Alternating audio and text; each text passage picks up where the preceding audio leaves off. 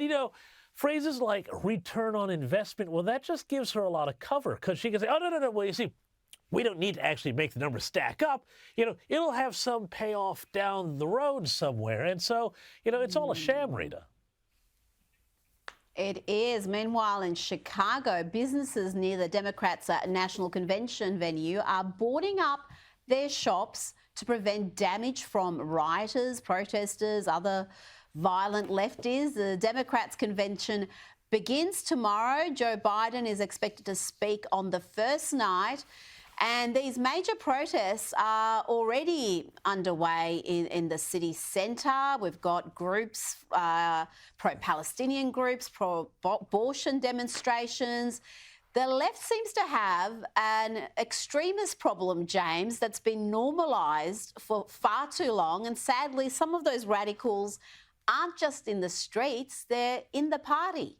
Well, Rita, come on now, let's be fair. I mean, you remember how during the Republican National Committee they had to board up all the windows to make sure that rioting Republicans didn't go and smash the city apart, right? Oh, no, wait, sorry. That didn't happen.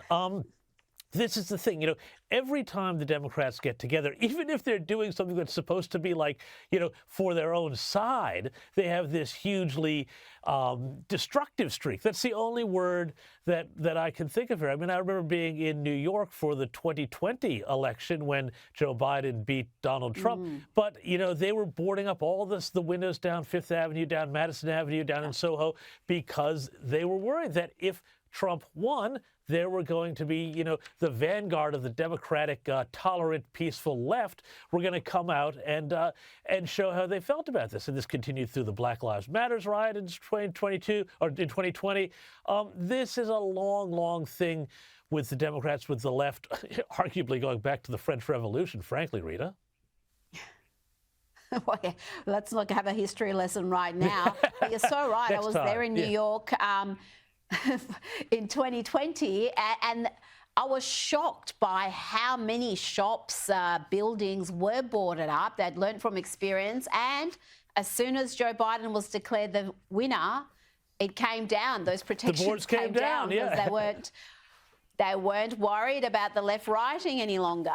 Now, let's have a look at this video from a frustrated voter. They took to TikTok to blast the Biden-Harris administration for failing to prioritise hard-working Americans over illegal immigrants.